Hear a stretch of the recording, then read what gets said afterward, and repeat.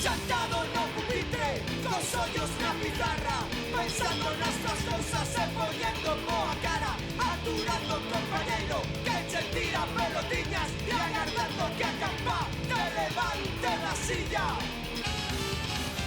Mirando no reloxo, que os minutos non pasan, aturando a somnolencia e o mestre que non cala, pensando na merenda, argallando diversión,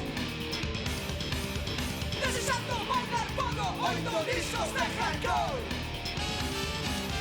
lamentando que no mundo xa non interesan máis que as cousas aburridas porque chinchan a cabeza. Miras pra ventá, desesperado, e ves incrédulo que ven alguén voando. Capitán, Araña, Capitán, Araña, Capitán, Araña, Capitán, Araña, chegou o defensor da rapazada.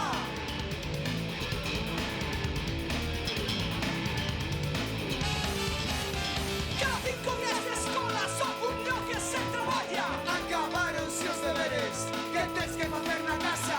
Filmes de aventuras, deseños animados, cómics, superhéroes e xogos inventados. Capitán, Araña,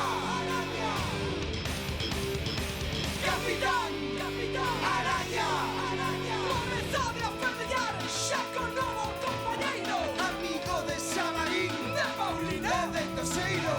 Só ou con outros compañeiros da tua banda, preparaivos a flipar con Capitán Araña.